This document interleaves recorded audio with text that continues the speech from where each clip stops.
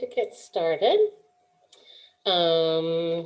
Looks like we've got a nice group of people joining us tonight. We appreciate all of you being here. We are going to have a virtual gallery walk and artist talk this evening on our latest exhibition, Michigan Modern, an Architectural Legacy.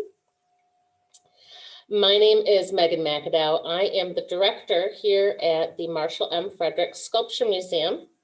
And I am so happy to share with you that we have finally reopened to the public. And you can see our hours on the screen, Monday through Friday, 11 to 3, Saturday, 12 to 3.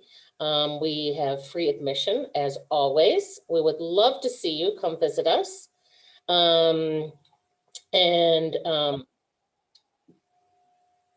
We were able to reopen just in time for the launch of this new exhibition, which of course we're going to dive into in a minute, but I just wanted to briefly share with you, it looks like we have some new guests joining us, unfamiliar faces, new friends. So just very briefly about us, Marshall M. Frederick Sculpture Museum. There's a picture of Marshall. We call him America's public sculptor. And because he's not only was based in Michigan, but throughout the country and world. Here at the museum, we have over 200 of his sculptures on view, plus a recreated sculptor studio of Marshall's and much more. So we'd love to have you come out. Also, the Joanne and Donald Peterson Sculpture Garden is here on the of Saginaw Valley State University. And before I continue, Joanna, did you want to try and record this? I don't know if I can. Like it says it is recording. Perfect. Yes. So yeah, okay. Now back to the program at hand. Again, Michigan Modern is open here at the museum through June 26th. And I wanted to also share that we created a small exhibition to complement Michigan Modern about Marshall Fredericks. We call him also the architect's artist, and all of his contribution, well, actually a very small fraction of his contributions to Michigan's modern architecture, including shopping malls, the Ford Rotunda here, and even some designed playground equipment. So that's a special treat. If you can't, for some reason, come and see us here in person, we have also created online versions of both of these exhibitions. And you can do things from take 360-degree walkthrough tours of the exhibitions. You can look at each and every object featured, read the label information, the exhibition panels, and some additional things that aren't in the in-person exhibition, including behind the scenes with our photographer tonight, James Hefner. So do check that out regardless. Also, we cannot move forward without thanking our exhibition sponsors who make this all possible. Thank you, Michigan Humanities and Michigan Council for Arts and Cultural Affairs. Okay, so before I introduce our two distinguished speakers tonight, just a little brief housekeeping and overview of tonight's programs. So Jim and Brian are going to give us a personal tour in through the exhibition and sharing their stories, behind the scenes moments from both taking the photographs to writing the book and the project that kind of sparked this whole thing. While we are going to save time at the end for some question and answers, I do encourage you throughout their talk to enter into the chat any questions you have, and I will speak up for you and interrupt them and ask your questions. Or if it works out better, I will ask them for you at the end. If you're joining us via Facebook, just enter your questions into the comment section, and we will also be able to see those and relay those to our speakers. Let's see here. I think the last thing before I do brief introductions is to tell you that we are going to try to do two special trivia questions with prizes tonight. So stay tuned, and we're going to have some Michigan Modern related trivia questions where you'll have the opportunity to win one of two very special prizes. So, okay, let's get into tonight's program about the I want to give you a little bit of background on the photographer behind the gorgeous photographs in this exhibition, and the author who lends his decades of expertise to the writing of the book. So James Hefner's career in photography spans the last 4 decades. An accomplished automotive advertising photographer, Jim's love of modern design drew him into the architectural world 20 years ago. Employing a unique workflow, his ability to capture the designer's intentions, whether the subject is an automobile or a structure, is paramount to his success. Today, he balances both areas of interest, along with a lifetime interest of landscape photography. After graduating from the Rochester Institute of Technology in 1976 with a Bachelor of Fine Arts, Jim apprenticed for 3 years before starting his own studio in 1979. His contributions to Michigan Modern, Design That Shaped America, a separate book, led to this project, which is truly a combination of a 40-year career. This exhibition, Michigan Modern, An Architectural Legacy, features nearly 50 photographs by James Hefner, and that celebrate Michigan's incredible modern architecture design history from 1928 all the way through 2012. And also, so about Brian, on the right there on your screen, Brian D. Conway was appointed Michigan's State Historic Preservation Officer back in 1997 and served in that role until 2020. In that capacity, he directed the State Historic Preservation Office in fulfilling the state's responsibility under the National Historic Preservation Act of 1966, including the identification, protection, and redevelopment of historic and archaeological resources. Conway holds a Bachelor of Science degree from University of Michigan's Taubman College of Architecture and Urban Planning, and a Master of Architecture degree from the University of Florida, and has been involved with historic preservation and the rehabilitation of historic buildings throughout Michigan since 1980. He served on the board of the National Conference of State Historic Preservation Officers and is an adjunct professor in Eastern Michigan University's graduate program in historic preservation. Conway initiated the Michigan Modern Project in 2008 to define Michigan's role in the development of American modernism, which you're going to hear all about. And he co-authored the award-winning book, Michigan Modern, Design That Shaped America, published by Gibbs Smith Publishing in 2016. He has lectured across the country on topics relating to modernism and historic preservation, and Conway's work on modernism in Michigan won the 2016 Advocacy Award of Excellence from DocoMoMo in US. So, without further ado, I am going to stop my screen share. I am going to find and highlight our guests, which might be happening already. So Jeff is our cameraman. Jeff, can you take it away? Hello, everyone. Thank you for joining us at the Marshall Fredericks Museum. My name is Jim Hefner, and I'm the photographer of Michigan Modern, An Architectural Legacy. I'm here with Brian Conway, the author of the book, as well as the author of Michigan Modern, Design That Shaped America. And today we're going to talk about the photographs in the exhibit here, as well as give you an overview of the Michigan Modern Initiative. So at that, I think I'll turn it over to Brian to give you a brief history of the initiative, and then we'll go inside and look at the pictures. Great, thanks, Jim.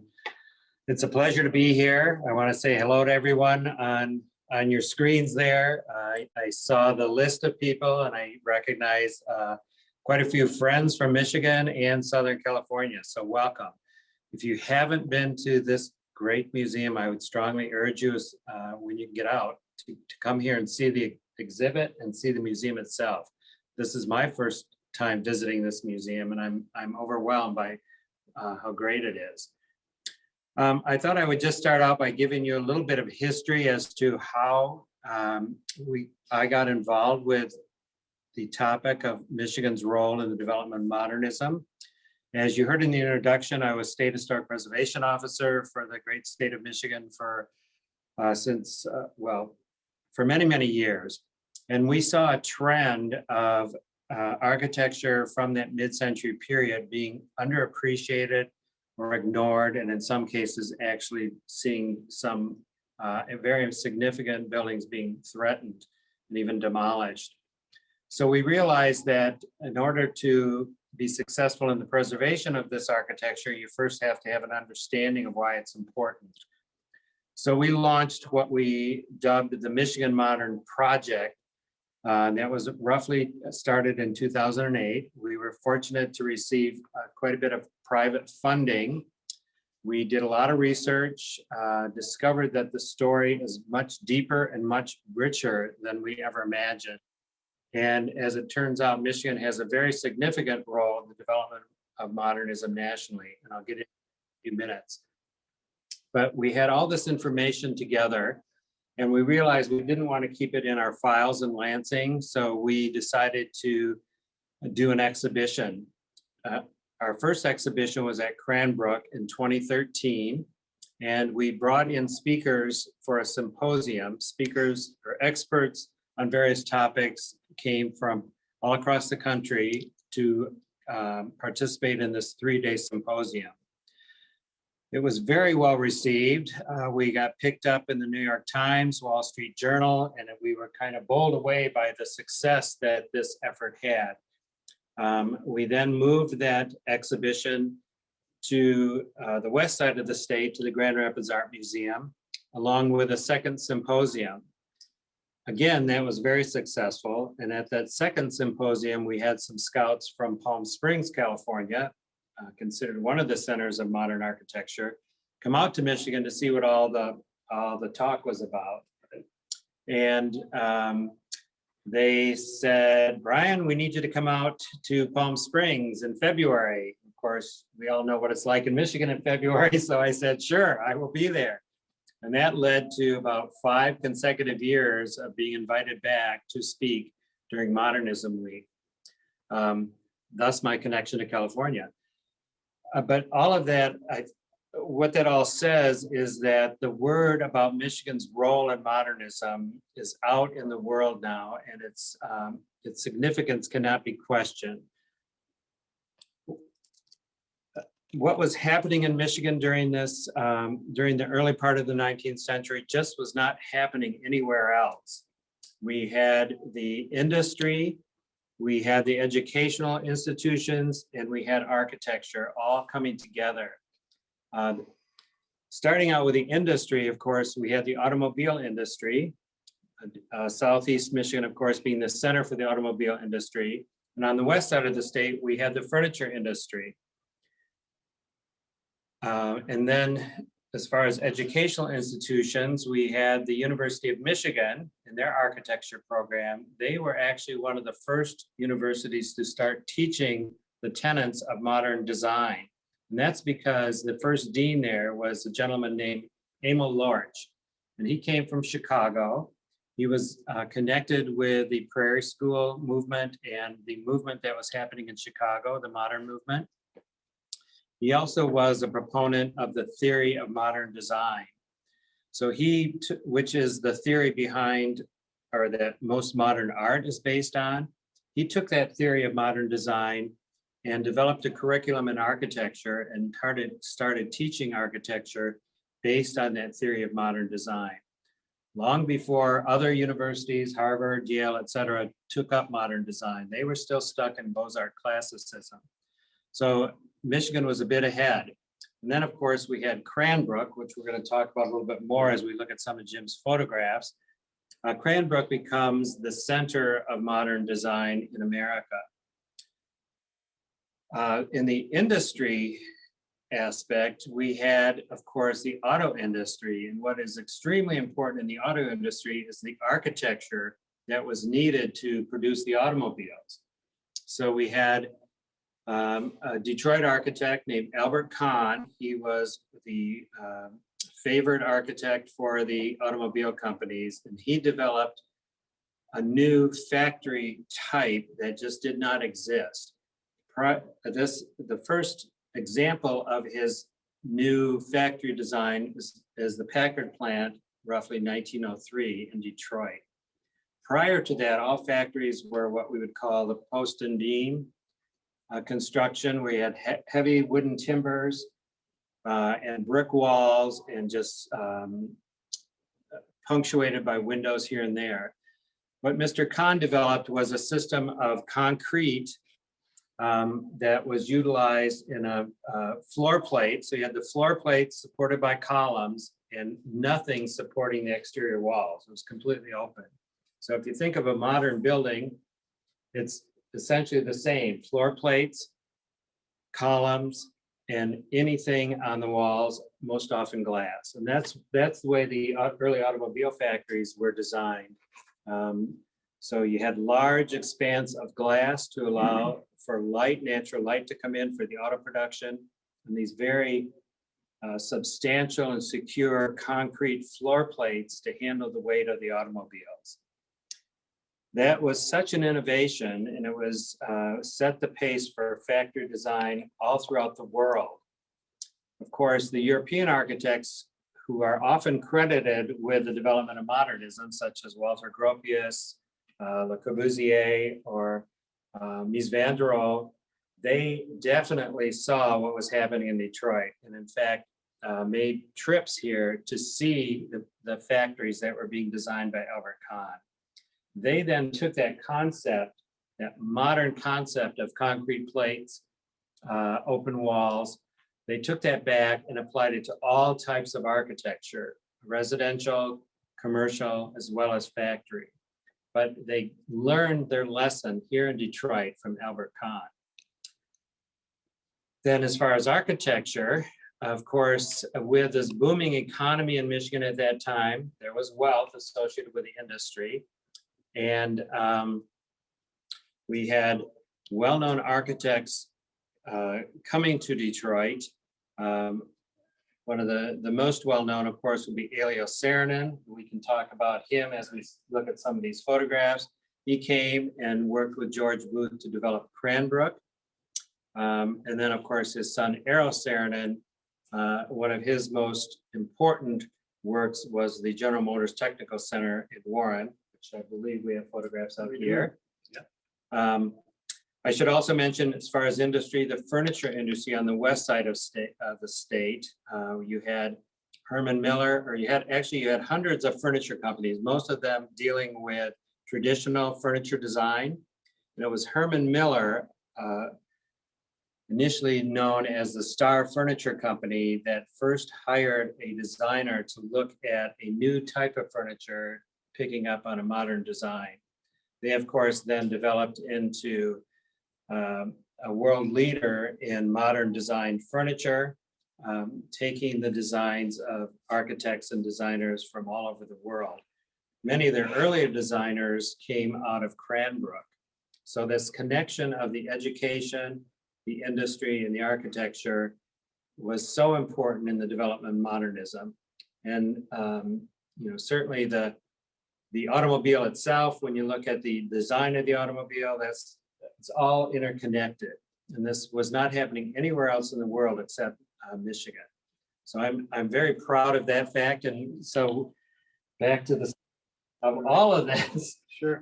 In the office, we had so much information. We produced the exhibitions, the symposiums, and that led to the first book, which Jim mentioned, is called Michigan Modern: Design That Shaped America, which is a compilation of essays from experts and authors from across the country.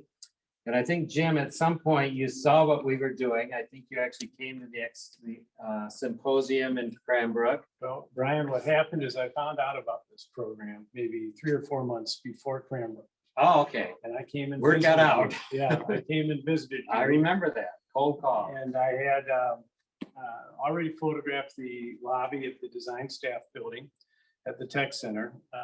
And I'd also photographed the McGregor Conference Center for Quinn Evans exteriors. Yes. And so I showed Brian these pictures. He goes, "Oh, these are great." I think it was more than that. I can remember that very specifically. You came in with a beautiful portfolio and they were just one great Well, photograph. So what happened is Brian decided that he'd like to make a poster out of one of the shots I had done at the tech center. And that was a shot, an elevated shot looking over the 53 with Sabre concept vehicle back towards the iconic reception desk, teacup shaped reception desk. Which we later used as a cover on the first book. Right, and that was used as the cover on the first book. So that is how I got involved. I read about it or heard about it and thought, why didn't I know about this sooner? So, but then I worked with Brian on the first book. Probably, I don't know, 30 or 40 of the pictures in the book are mine, including some automotive shots. And then he had gotten a present from his son. It was called LA Modern. It was a book produced, I don't know, maybe in the 90s or early 2000s. And he said, "Look at this, Jim. This is really cool. We need to do this for Michigan." Yeah, we should do this for Michigan." And that might have been 2014 that conversation happened. And so we started thinking about it. And first thing we needed to do is find some money. So we That's the hard part. yes, that is the hard part. But we were fortunate to have great benefactors. The GM Foundation was probably the major contributor. The Ford Foundation, I know, contributed. Kresge Foundation. Yes. And after that, I'm not sure who was involved in helping us fund the program. But the budget was generous for my photography. I spent 3 years shooting 34 different locations, and really had the time of my life. I fit it into my schedule. I was still heavily involved in the automotive advertising industry, but had plenty of time to do this, which is something I love. So why don't we head on in? I was just going to mention one of the initial challenges we had as we were deciding what to include in the book. Right. Michigan has so many great architectural masterpieces. We could have done a book that would weigh 500 pounds. Right.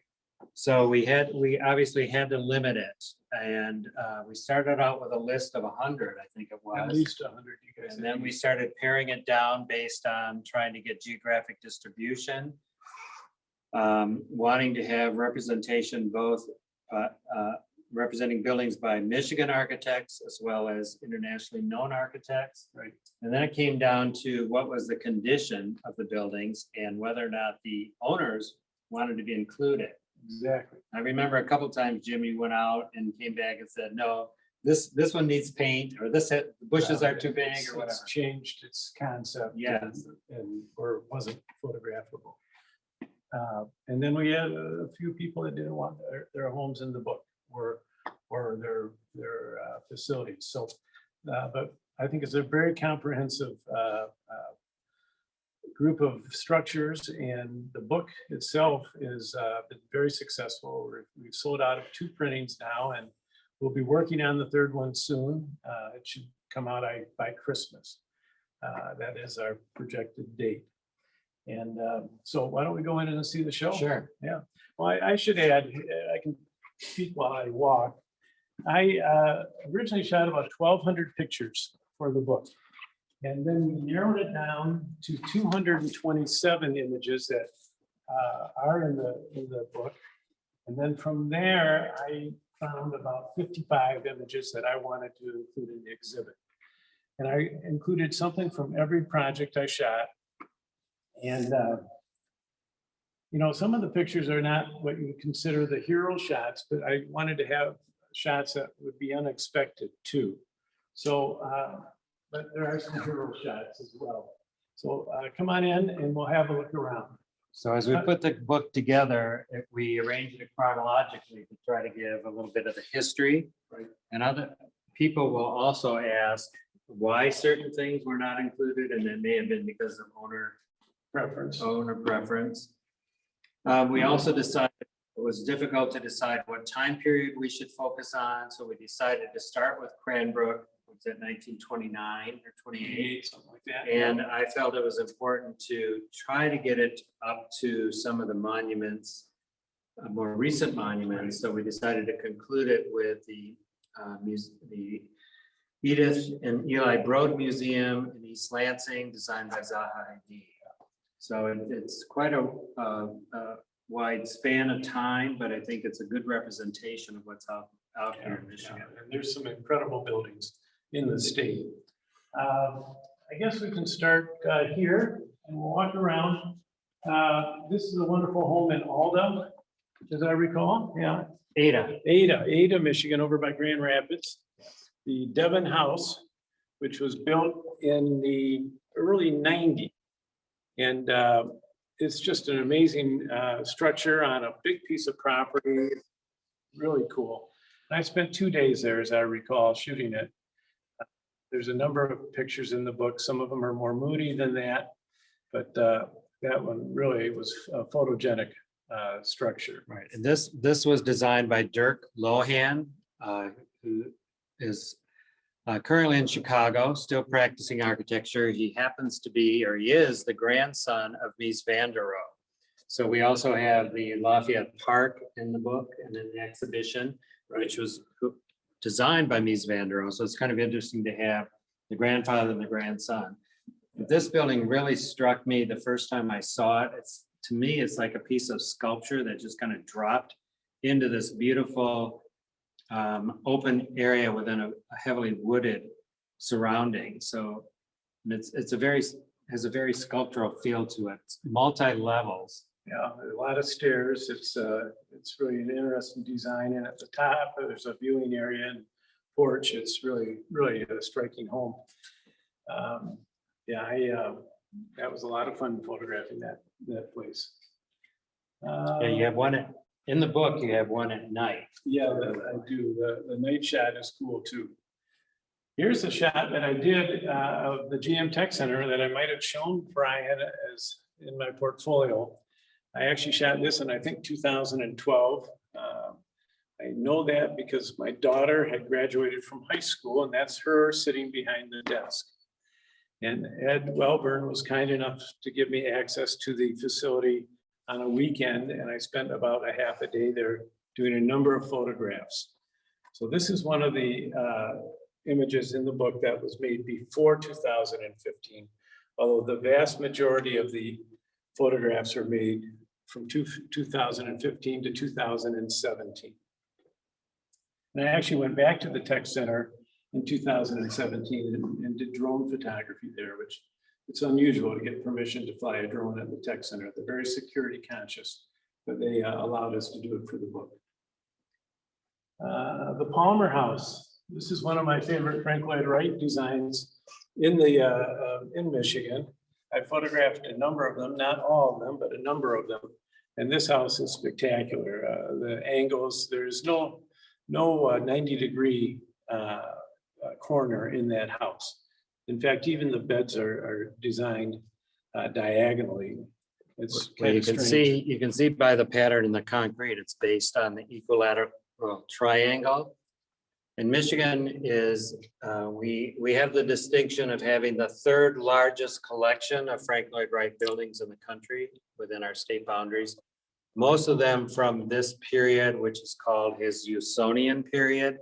And this is considered by scholars to be one of his best Usonian houses. He developed the Usonian concept as a way to provide an affordable house. But then he had some clients where he built very elaborate houses, and this certainly falls into that category. Yeah, it's a beauty, without a doubt. And it's actually, I believe it's still a bed and breakfast. Yes. You can rent it for, I think you have to take it for a weekend or 2 or 3 nights. Yes, But but it's meticulously maintained. yeah, it's a beautiful structure. Now, there's only a few homes in the book designed by architects that are still alive. And this is the Linda Dressner house in Birmingham, and it was designed by Stephen Seavat. And he is still with us, and I'm sure will be for quite some time. He's a young guy. And it's all concrete, and the interior is spectacular. And I think we'll see an interior later on, but that's the outside entrance. And I waited just for the right time for that light to come down. And any of you viewers who are familiar with Birmingham, you'll know that Birmingham is a very traditional community with traditional residential architecture. So this created some controversy when it was built. Absolutely. But now I think it's recognized as one of, an architectural gem. Absolutely. Yeah. It's I don't know if the neighbors like striking. it. I don't know if the neighbors like it any better. I don't know. But it is a wonderful home. You can't help but see it when you drive down that street. That's for sure. The McGregor Conference Center is a Yamasaki design. Maybe is one of his first on Wayne State's campus. I'm not positive about that. The exteriors I actually shot before I did the book, but the interior, which is the image above this, is shot for the book, and it was one of my favorites. It's I love the light and the shadows that come out to the camera. And that day I was down there and I was all set up, and I knew it was going to happen at a certain time. The shadows would be coming right to the camera, but it was cloudy. And right before it was going to be too late, the clouds parted and I got my shot. So, you got to be down there to get the picture. I was very fortunate. Well, I think Jim is good at capturing the architect's ideas, and I'm sure as this was being designed, Yamasaki had this kind of view in mind, where the shadows and the colors, and you can see all the different angles. This is Minoru Yamasaki came to Detroit from New York. He was brought in by Smith, Henchman and Grills, which happens to be the oldest operating architectural firm now called Smith Group in the country. And he was brought in specifically to modern design to that architectural firm. Yes, he came from New York. Right. And this is considered one of his best pieces. Some of you may recognize him as having buildings all over the country, probably most well known for the design of the World Trade Center. Exactly. And I also photographed his personal home in Bloomfield Hills, and it's striking. That's in the book. It is in the book. Yep. Hey, I don't know if we were Jim going. and Brian, can you hear me? Yes.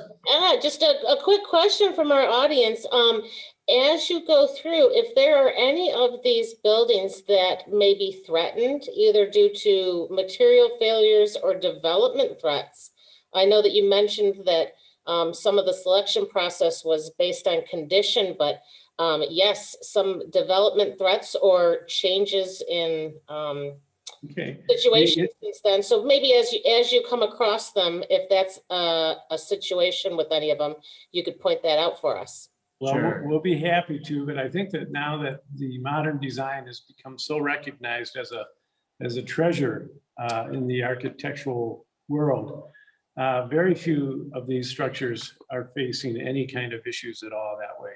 But I will say that's not true for architecture in general. Some of you may be familiar with the Federal Mogul Building on That's right. Southfield, Right.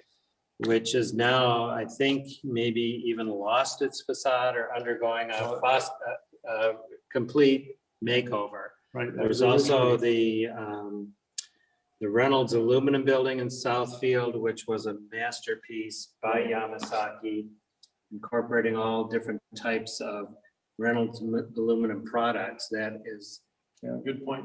nobody really knows what's going to happen to that. There is one in here, which I think, I'm not sure if you have a photograph of it. When there was a big flood in Midland, there was, we'll talk about that when we get to that one. There was some flood damage to one of the houses. Yeah, almost to the point of it being torn down, I think. Thank you, and thank you for doing this these projects because I'm sure that that has had an influence on why there has been a resurgence in popularity and thus helping to save these. So thank you. I think it helped. We were talking about Yamasaki's personal home. This photograph at the bottom here is his own home, and that's one of my favorite pictures I made of it. It's I think it was built, what year did it say? 72 it was built. So it was way ahead of its time. It's really a lovely home. And then in downtown Detroit, we have the gas building, consolidated gas building. Yep. Number 1, Woodward Avenue. Yep. And now owned by Bedrock. And it's a busy place now. And this is actually my favorite of Jim's photographs with the Renaissance Center, also an important architectural piece in the background.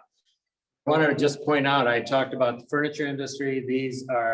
This is furniture designed by Florence Noel, who was a graduate of Cranbrook and went on to develop the Noel Furniture Company as one of the major producers of modern furniture. And some of you may have just read the news that now Herman Miller is merging with Noel. So we're going to have 2 of the most iconic modern furniture manufacturers headquartered here in Michigan. Yeah, an interesting design feature of this is you'll see these blue dots at the intersections of these grids.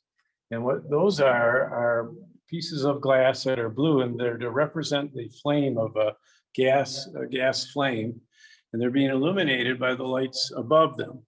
And it's striking. I mean, it's a really nice little touch. All right, let's see, what do we got coming up? I don't know if we need to go through every picture. There's a bunch of them. We have a section on Cernan and Cranbrook here. And actually, we have the Smith House, which is now lovingly cared for by Cranbrook. That is part of the Cranbrook umbrella of buildings and taken care of by the collections group at Cranbrook. Here we have where our book launch was, the auditorium at Kingswood. Yes. And that's an incredible structure. I mean, look at the lighting there. That's all indirect lighting, just way ahead of its time. That Kingswood itself is such a beautiful building inside and out. And that was designed by Elio Cernan, who was brought to the United States to be an instructor at the University of Michigan. And as the story goes, George Booth, who was involved with the newspaper publishing industry, was looking to establish a school based on the arts and crafts movement out in Bloomfield Hills. He got word of the work of Mr. Cernan and invited him to come out to Bloomfield Hills to work with him to develop Cranbrook Academy of Art.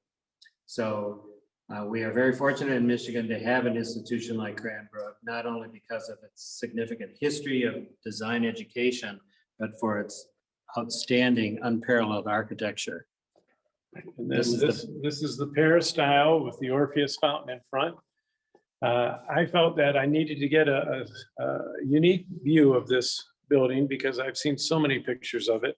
Balthazar Korab has photographed Cranbrook for decades, and it's hard to do something to surpass what he did, or not necessarily surpass, but do something different. So I was able to get a lift for a day, and I photographed 3 shots. This is one of them. So I was at an eye level that was maybe 30 or 40 feet off the ground level, which is actually below the Orpheus fountain, to get an elevated view. And I just love the reflection in the water of the fountain. That picture you won't see again, I don't think. Yeah, that reflection is incredible. And I remember you telling me one of the behind the scenes stories on this one where there had been a banner across the front announcing an exhibition or something. And of course, Jim had to make some maneuvers to get them to remove that banner for the day of the shoot. Well, Cranbrook was happy to do it, actually. But yes, they took it down for us and then put it up the following day. Which is often often what you run into where you have to Oh. make some adjustments. It's always something when you're a photographer. You run up against the unexpected all the time. Here's two more shots of Cranbrook's facility. This is the Cernan house, which is just incredibly beautiful.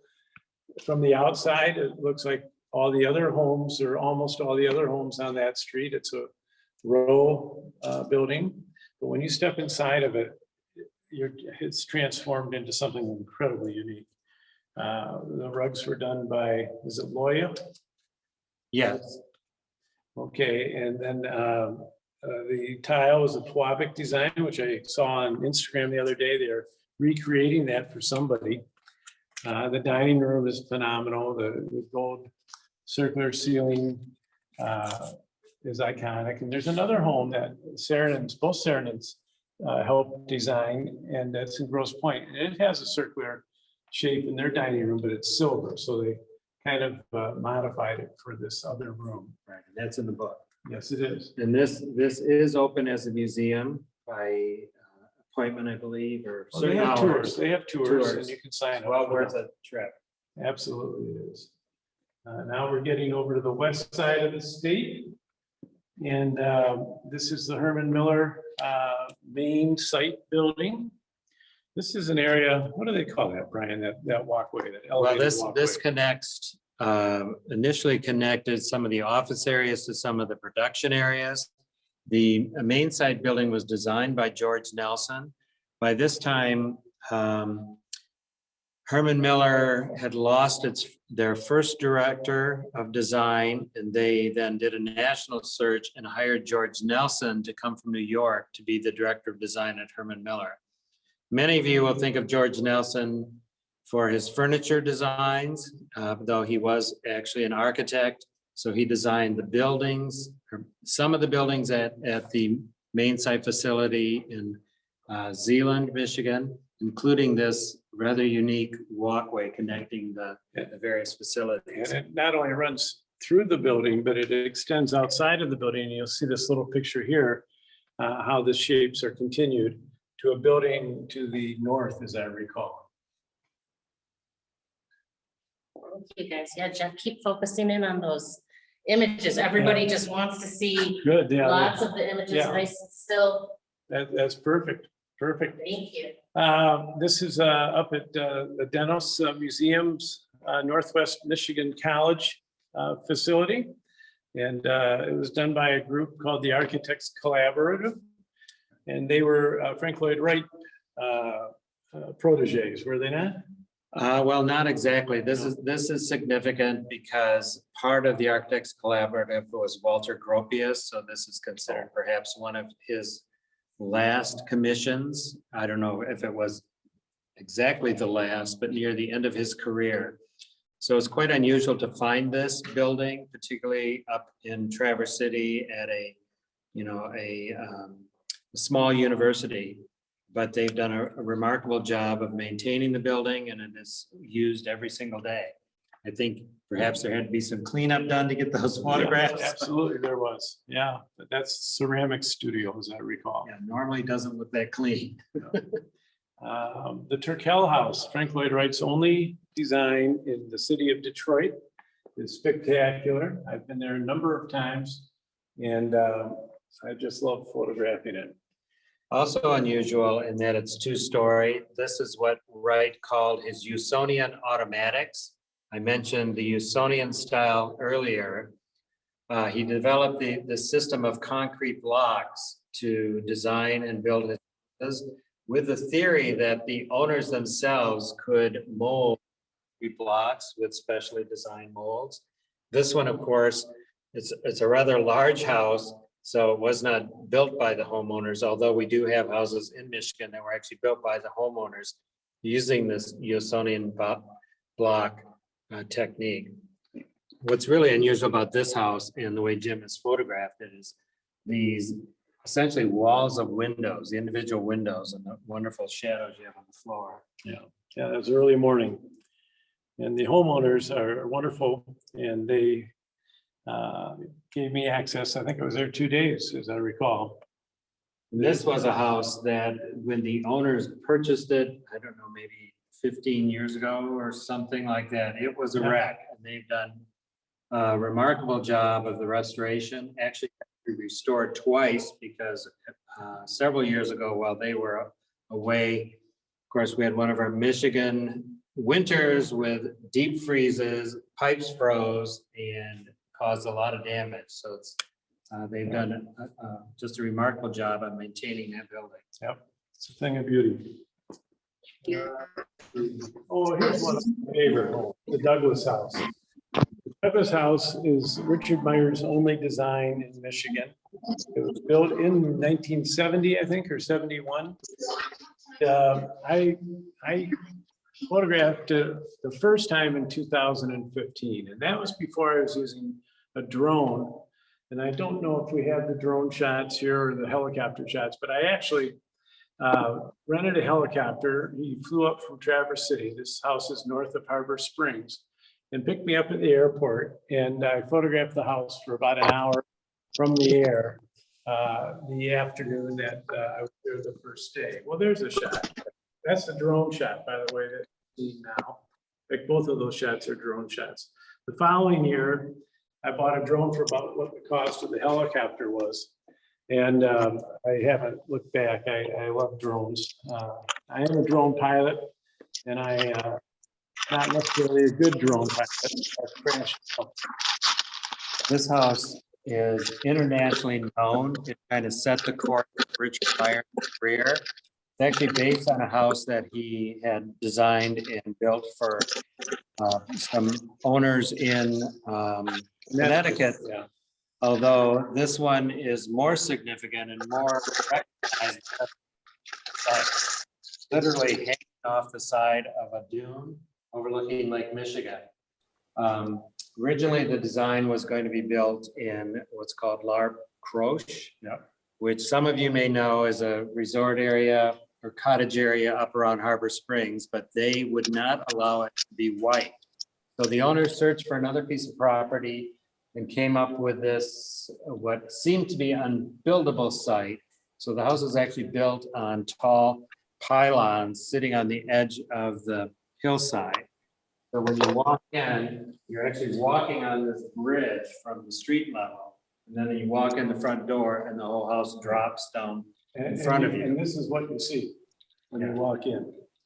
It's And spectacular. when I was there, it almost it gave you the feeling of being, just soaring right over Lake Michigan. It's just an incredible view because it's an entire wall of glass. The Douglas House, by the way, has its own website, douglashouse.org. If you'd like to see a lot of pictures and the story of the Douglas House, I recommend you go look. All right, so what do we got? We got the Alexander Gerard's only remaining residential design in Michigan, at least. I don't know, maybe the world. This is in Grosse Pointe, and it has a lot of the design cues that the Tech Center has because it was built around the same time. And they used the glazed brick idea from the Tech Center in this house. I don't know which one was first, Brian, do you know? Actually, I believe this was built prior to the Tech Center, Okay. but Alexander Gerard came to Michigan and started his career in Michigan, actually having an office in Grosse Pointe.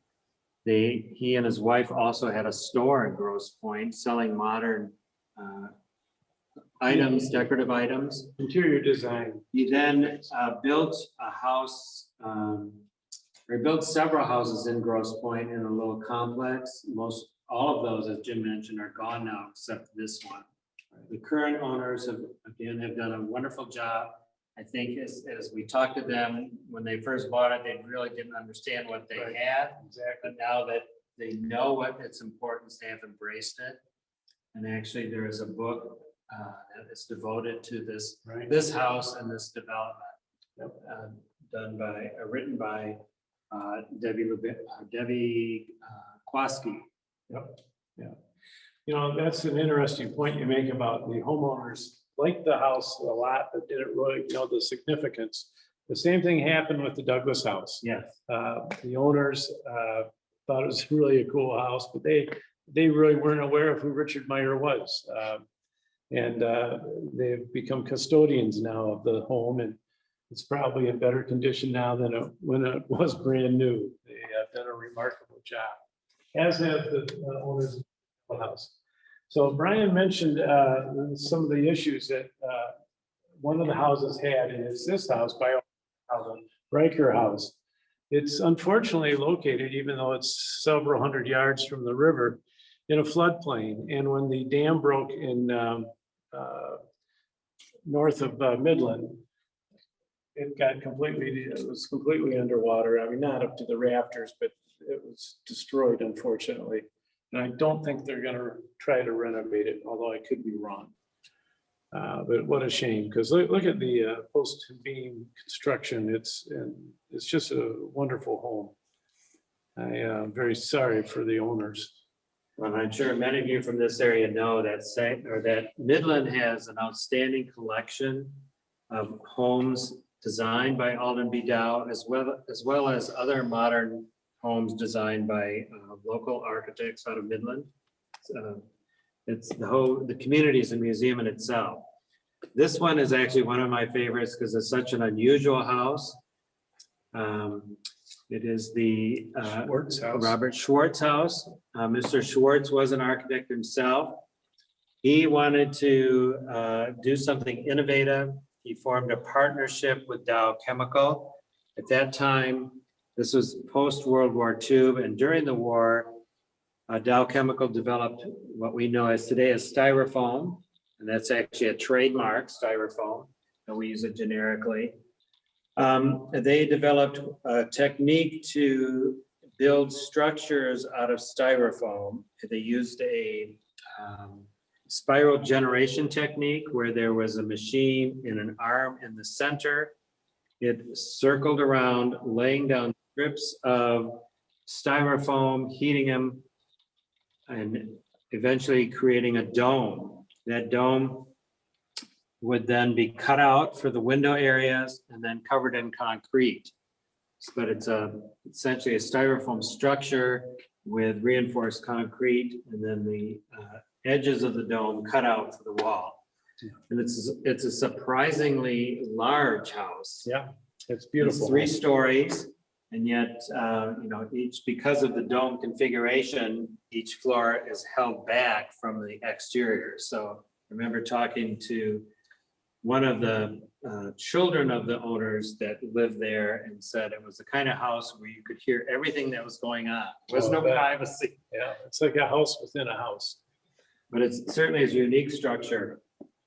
I'm going to pipe in real quick and just let you guys know that I'm sure know Janet Krieger. She's been sharing some great information in the chat so participants check out her information, including that the Gerard designed home in Grosse Pointe is the featured tour at the 41st Annual Statewide Preservation Conference, May 11th through 15th. So check out the details in the chat too. And she was the one that asked about the preservation efforts. So thank you also for sharing about the house that was hit by the flood.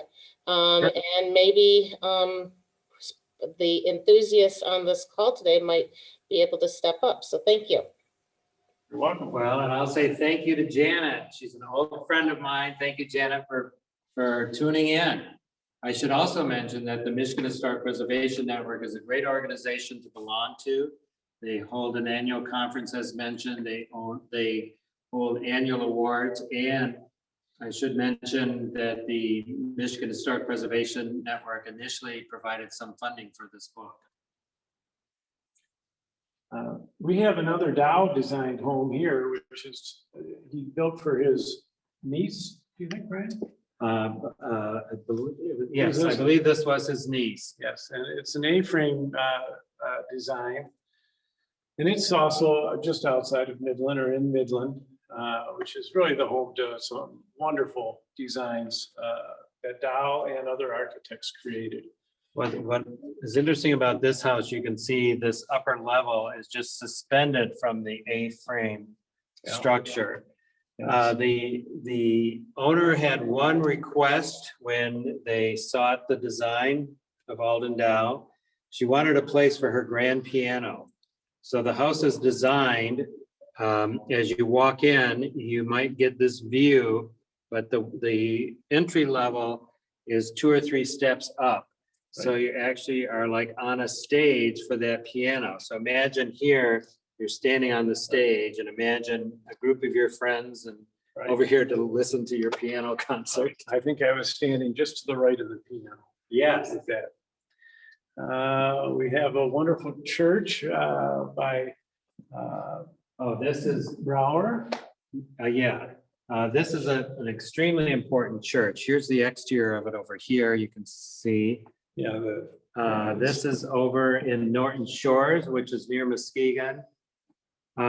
This again was something that we really were not that familiar with here. And I tell you, the first time that I went over to visit this church, I was literally bowled over. yeah, it's phenomenal.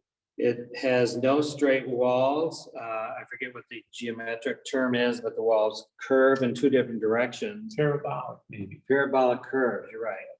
So when you're in the interior, this photograph doesn't show it, Jim, Well, but I'm you straight do in the onto it. book. In the book, you have 2 different photographs Right. that shows how the perspective. Well, when you're It's straight distorted. onto it, this is how it looks. But as soon as you go off center, you Yeah, can you zoom see in that on now. this, Jeff. It How distorts your it perspective. really distorts the way the building appears to you. And as you just move left and right, look at that back wall and it appears to move. It's pretty spectacular. Another spectacular sanctuary is the Shaharis Synagogue. I'd never been in it before. I photographed the exterior of it in the past, and the inside is pretty incredible, as you can see. Designed by Percival Goldman, who I think worked with Smith Group on that project. Now, this one, talking about preservation issues, this is one. This is the Church of St. Mary up in Alma, Michigan, which is north of Lansing. Not this one, but this one up here. Here's the exterior of it. If you can zoom in on that, you'll see it's a remarkable building designed by William Wesley Peters, who was the chief architect under Frank Lloyd Wright. But this church is in jeopardy because it's in a rural community. They've consolidated their Catholic church into a larger church in a neighboring community. And at one point, the diocese was talking about demolishing this. I think they are now looking for alternatives, but it is still questionable what's going to happen to it. But it's a remarkable church with a circular design and this conical roof. Let's see, we haven't hit the middle of the exhibit. By the way the museum has hung the prints, I'm thrilled with. This room is really setting up nicely for viewing.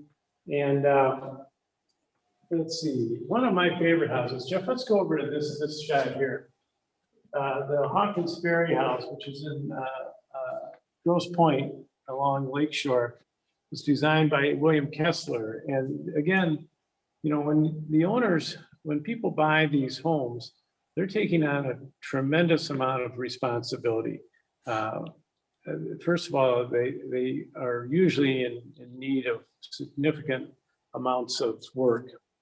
And then to bring them back to the original specs, which is what many owners do, that's a big job as well. And this house was, so Hawkins Ferry was an art collector as well as an architect, but he never really practiced. And he had this house built and designed by William Kessler to house his modern art collection.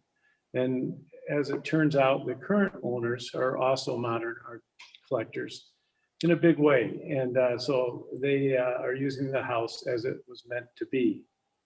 So Hawkins Ferry was from the Ferry family, the Ferry Seed Company, which was one of the largest seed companies in the world. They then merged with the California Seed Company, became Ferry Morse Seed Company, which then was the largest seed company in the world. But he himself is important. Hawkins himself is important as an art collector.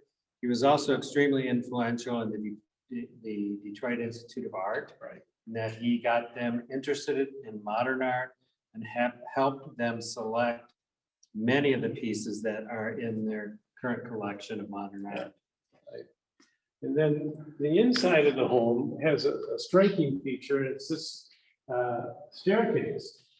You enter the house from the left here and come through the doors, and there it is. And really amazing. And look at the terrazzo floors with the radiuses coming out from the center. I did several shots of that staircase, but this is my favorite because you've got a lot of circular shapes here from the ground going up to the ceiling, repeating themselves. I mean, it's just a brilliant design. And that's one of my favorite photographs. The house on the right is in Grand Rapids, in East Grand Rapids. It was designed by Gunnar Bergertz. And it too is striking. I mean, it's an amazing home. I actually did a detail of this shape in the ceiling, which is in the book, I believe, but not in the show. And it's as unique as it can be as well. Yes, it's an off-center pyramid with the beams running from the focal point at the top all the way out and then out to the surrounding rooms. It's also interesting about this photograph here. It shows several pieces that were designed and produced right here in Michigan, such as these chairs, the Noguchi chairs, Noguchi table, George Nelson lamp, etc. Oftentimes you'll see this furniture in these modern houses. Exactly. And they still make a lot of that too. I mean, yes, all of that is still being produced. Yeah, it's amazing. Do you guys want to take a sip of water and we could maybe do a trivia question, or do you want to keep powering through a few more and then we can move to Q&A? And why don't we conclude? Well, we only have. Oh, yes, please talk about the Broad there. Yeah, so the Broad Museum is the most contemporary of designs that I photographed, and we didn't want to end the book with 1970, which is kind of when mid-century modern ended. We wanted people to know that modern design still exists after that, and now in 2012 with the Broad Museum in East Lansing, it's a superlative example of modern design. Again, that's my daughter modeling for me. I talked her into coming up there. She must have had a slow day at school. Right, so this was designed by Zaha Hadid, a Pritzker Prize winning architect. Unfortunately, she has passed away. But an interesting backstory on this, this was a design competition held by Michigan State University. They wound up inviting 5 different architects I believe it was 5 architects to submit their proposals, and then they put it to a community vote. So people got to come in and see the drawings, see the models, and then vote on which one they liked. And this one was the winner. It was built on a site with the idea of bringing the community into the university and the university back to the community. It's kind of at a crossroads along Michigan Avenue in East Lansing. So what the architect did with this design is she picked up on the natural pathways that existed on that site as reflected in these folds within the metal facade. So the concept is pathways, but it's again like that church, St. Francis de Sales Church in Norton Shores. There's nothing that's parallel. Yeah. And again, when I first walked into this building, I had kind of a dizzy feeling because you don't have your normal sense of perspective. I mean, you can see it with the stairs. There's not a 90-degree corner in the building. But this has received national attention and brought attention to East Lansing. And then Why don't we finish with the buildings at the University of Michigan? And then we'll start taking questions, and we can do the question, trivia question too. Gunnar Burkert's designed an underground library addition for the law school at the University of Michigan. There's a aerial view. I shot that without knowing that you couldn't fly drones at the University of Michigan. So sometimes it's better to beg forgiveness than ask for permission. But I truly was ignorant of that. But what's amazing about this is that even though it's underground, there's a tremendous amount of light that comes in from the light well and the use of mirrors. So it's a very bright, open feeling on the interior, which is not what you would expect. So the sun will come through the windows, hit the cement, and bounce into the lower levels. And to modify that light even further, there's light hitting the sunlight is hitting the mirrors and giving us this cross pattern, which blew me away when I saw it. It was And at the same a special time, moment. it pays respect to the Gothic revival buildings in the Law Quad, University of Michigan. As you're inside, you can look up. And of course, as it was being designed, nobody wanted to interfere with the design of that classic Gothic revival. Right. So it's one of the first underground buildings, but I think it's highly successful. Exactly. And then this building here, the Power Center, is designed by Kevin Roach, who when Elio Cernan passed away, Kevin took the reins of the studio and finished all the projects that they had going. And then he started another company with John Dinkeloo, wasn't it? Yes. And they went on to design probably 100 buildings or more. Yeah, they were both with Cernan's office in Bloomfield Hills. And then before Mr. Cernan passed away, he had plans to move his office to Connecticut. So Kevin Roach and John Dinkeloo carried through with those plans to move the office to Connecticut and then eventually change the name of the office. Yep. But this is a remarkable experience on these concrete walkways. It's glass that reflects mirror on the exterior, but at night it opens up and you can see in, and you get kind of a reflective quality as you're coming down this spiral staircase. Yeah. Yeah, it was wonderful. I mean, this whole project was a marvelous opportunity and experience for me. I enjoyed every minute of it. So why don't we grab some chairs, Brian? Maybe, Yeah, why don't you, thank you guys so much.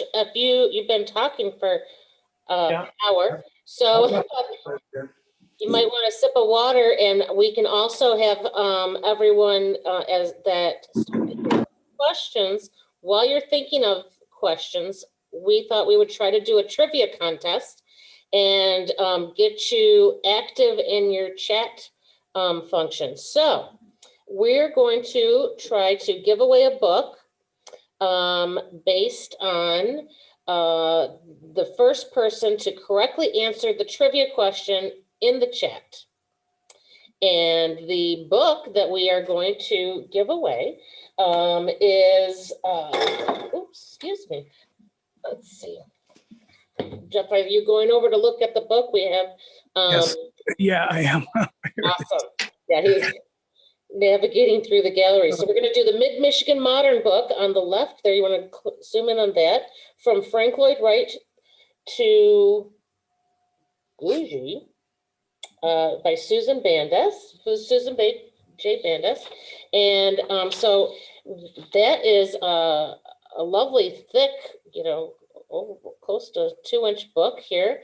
And so the trivia question is, are you ready to enter into the chat for the first person who enters the correct answer? And Jim prepared this great question for us. Alden Dow, here's the question. Alden Dow is known for his modern design, which he created primarily for Midland and our home area of the Great Lakes Bay region, where our museum is located. He also created a whole community in the early 1940s outside of Michigan. Where is that community located? We have one answer not quite correct yet. Keep them coming.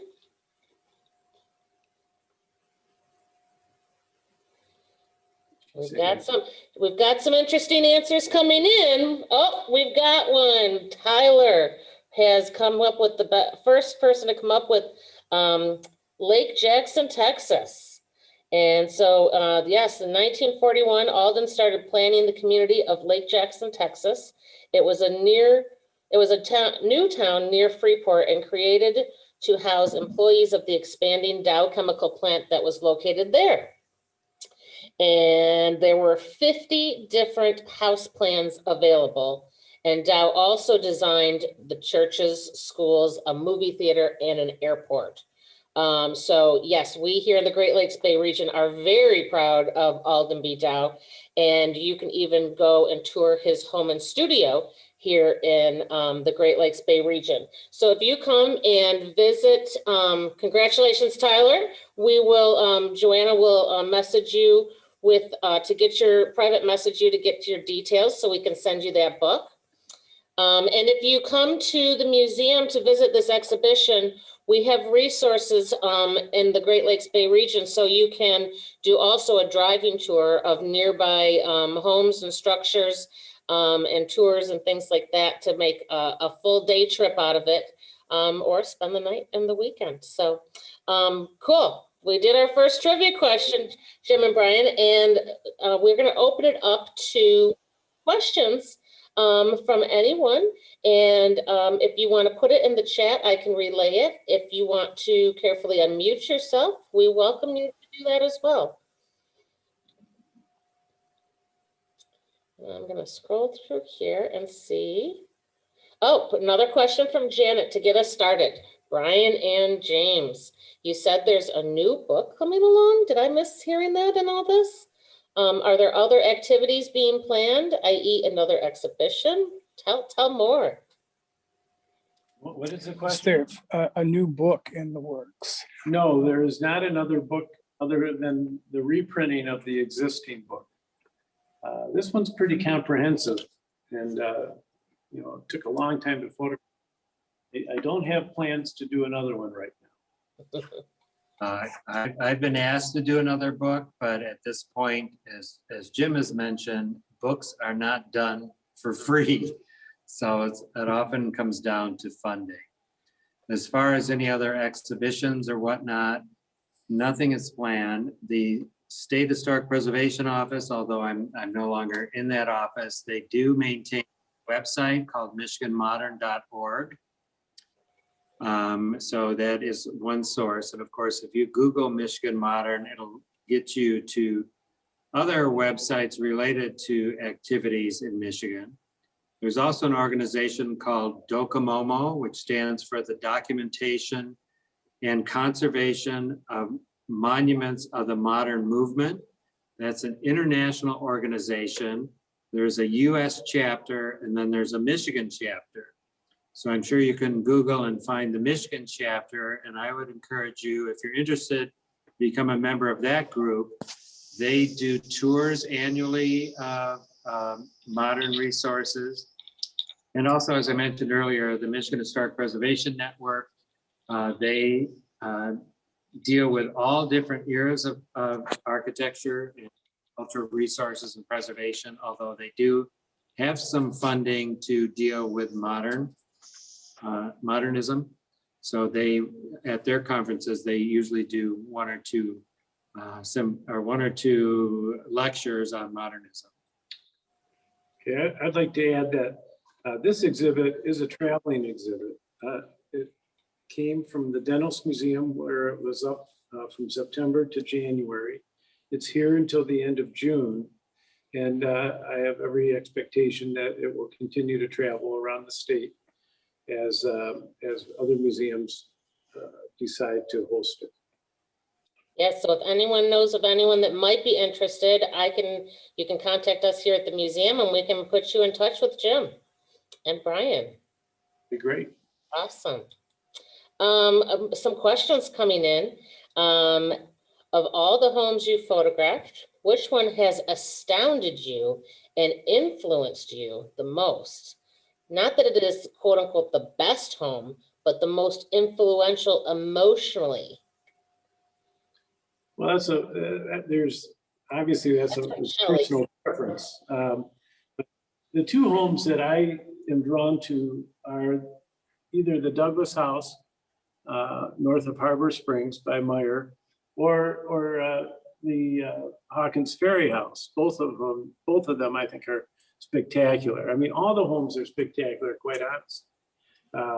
You know, they are works of art. So it's hard for me to narrow it down, but those two homes I feel most attracted to. Well, I would agree that it's hard to pick one favorite, but what I've always said is that good architecture will have some kind of wow factor or something that does strike you emotionally. And I can remember the first time I walked into the Douglas House, which was, this was prior to the current owners. I just happened to have the opportunity to walk in. And that definitely hit me emotionally because you have no expectation, because you see very little from the street. And you walk, as I mentioned, you walk across that bridge in the front door and the house literally explodes in front of you. I think the other one is the house in Ada, which I mentioned is like a piece of sculpture that was just dropped into this meadow surrounded by forest. It's such a contrast to its natural environment, Exactly. which is kind of the opposite of something like the Frank Lloyd Wright buildings, which were meant to blend in with the natural landscape. So, you know, there's many different ways to evaluate architecture, and as Jim says, oftentimes it's personal preference as to what you like best. But we were fortunate to see such a variety. Oh, they were all great, everyone. And then the other emotional impact was, for me, was the church, the Marcel Breuer Church, St. Francis de Sales in Norton Shores, because there again, because of the perspective issues, I just couldn't wrap my head around it. Took me a while, and then literally walking across the balcony from one side to the other, the whole building seemed to flip in my head because of those unusual convex walls. So maybe that was a religious experience. I don't know. Closest thing I've come to a religious experience. With architecture. Well, you know, I'm glad you brought that one up because that speaks to a question from Jim, who is wondering, has it been restored or is it in its original Brewer design? Which building? The St. Francis de Sales. The church itself is all original. There have been additions on the front of it, I believe, but they are low additions, so it does not impact the major views of the building. You know, all of the additions are in concrete as well, so they kind of fit in. But if you look at some early photographs, you'll see that the church did not have these lower additions on them. Gotcha. Thank you. A question from Kevin came in. He says that he knows that John Lautner is from Northern Michigan, but not sure if he designed any buildings in Michigan. Do you know if he did? If so, was there maybe a cabin somewhere? Well, Trivia question for you. yeah. Well, he was from the Upper Peninsula, and he did assist his family in the development of a cabin, quote, I put that in quotes, a deluxe cabin on Lake Superior up north of Marquette. And, you know, just from what I've read, he was instrumental in that design as a teenager, older teenager. He was also at one point was a draftsperson for Frank Lloyd Wright and worked on the Frank Lloyd Wright house that's up near Marquette. I forget the name of it at this moment, but other than that, I'm not aware of other buildings in Michigan associated with him. He left Michigan, went west, and of course, then developed his career mainly in the Los Angeles area. Thank you. There's another question that came in from Janet. I'm not quite sure if I understand it correctly. So Janet, you can speak up or text in the chat. asking about an earlier question about more modest mid-century modern districts now being recognized because of the success of Michigan Modern. So I think she's asking, are there any that were previously maybe flying under the radar prior to this project that are now getting recognized? Yeah, so that's, yeah. Well, I was gonna say Southfield. yeah, I was gonna say, because of the Michigan Modern Project, we worked with local groups such as the Ann Arbor group. It's now called A2 Modern. We assisted them early on as they were getting going. And also in West Michigan, there's recognition of West Michigan architecture. And of course, Midland has a group now that is interested in all modern architecture in Midland beyond the Alden Dow, or including and beyond the Alden Dow. I know the State Historic Preservation Office, when I was there, we assisted Southfield in having two neighborhoods within Southfield actually listed on the National Register for their significance in more modest mid-century modern design. And certainly there are other neighborhoods that would deserve some study and some recognition. The book that you offered as a prize for the trivia question, I think is a good example of someone looking at what is within that region, both of grand scale and perhaps more modest scale. And you can go into most any community and find whether it's a church, a couple of houses, or a bank building that definitely has the tenets of modernism. I love it. Yes, keep our eyes open wherever we go, because there are surprises around the corner. A question for Jim from Tyler. Are there any modern buildings in Michigan that you are just dying to photograph? Well, yeah, there are. There's the Alden Dow home and studio is something that we weren't able to photograph for the book. And I would love to photograph that facility or that home. It's a striking design, and I've walked through it, I've done the tour, and I would love to photograph the Alden Dow home and studio.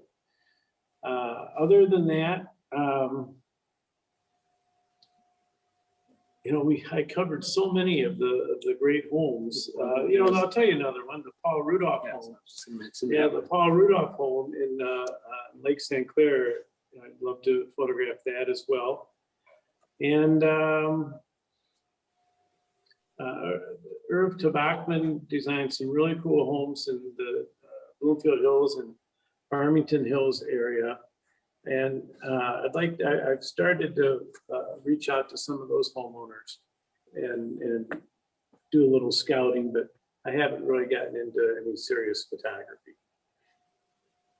Great. Thank you both.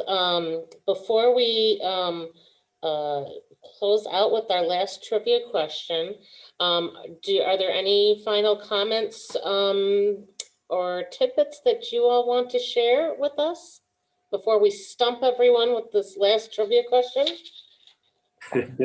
Well, I just want to thank everybody for coming. Yeah. And also we'll put in a little plug for our book, which is, like I mentioned earlier, will be out by Christmas, but any notes to the publisher about getting that out sooner than later would be appreciated. He is dragging his feet a little bit on this. And if you currently have a book, hang on to it, because they seem to be going up in value. Yeah, they're Well, thank you. Yeah, we if anyone wants to send us an email, we will collect those and pass those along to you for the publisher, because yes, we know many people that would like to get their hands on a copy. Yeah, and I would also add, if you are interested in Michigan's role in modernism, you should either perhaps find in your local library, or you can order it. It's still in print, is the first book called Michigan Modern, Design That Shaped America. And as I mentioned, that's a collection of essays from experts across the country on various aspects, from architecture to the auto industry to furniture to sculpture, et cetera. It's a great book. That's just another tidbit or recommendation if you're interested in Michigan's role in modernism. Check out that book. Excellent. We will add a link to purchase that on our virtual exhibition so that people can find all these great resources in one place. Before our final thank yous, here's our final trivia question for everyone. And this is to win a copy of the Marshall Fredericks monograph as seen here by Jeff. And it too is chock full of beautiful images, including works that he did. There's one for Belle Isle and one that's featured in our current exhibition, and as well as things that he did while teaching and working at Cranbrook, which of course was included in this exhibition. So speaking of Cranbrook, here's another connection with this trivia question. Get ready in the chat. The question is, the great Michigan architectural photographer, Balthazar Korab, had a nickname which was DG. What did DG stand for? And bonus, if you can tell us who originated it. We will give it to you even if you just get what DG stands for.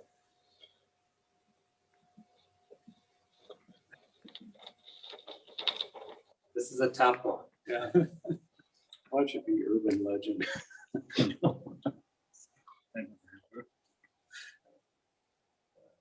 Good authority. Somebody came in? Somebody got it. They're coming in. They're coming in. So we've definitely got parts of it. I saw the correct one. All right. So, yep, we said we would give it just for the first part. DG stood for damned good. But that was not given to him by one of the suggested answers, Bill Kessler. It was actually given to him, that nickname was given to him by Elio Cernan, again at Cranbrook. So very cool tidbit of information. Thank you both so much. People have put in the comments, they just love this. You know, we feel like we were just walking along right beside you and going through this exhibition. And so we really appreciate you coming out, including flying in from California and driving from Detroit Metro to be with us tonight. We really appreciate it. And yeah, we will continue to enjoy the show in person through July 26th, I believe. And but we will continue to have it also available through our virtual exhibition, so that you are all welcome to forward that link to your family and friends, so that if they can't get here in person, they can experience it. So thank you again, Jim and Brian. We appreciate not just you being here, but again, your efforts, I truly believe, have helped to preserve our very precious, important, and just awe-inspiring modern architecture here in Michigan. So thank you, thank you, thank you. Thank you. Yep, thank you. Thank you. Thank you, everyone, for joining us. You'll be receiving a survey soon, so we hope to hear back from you. Have a good evening.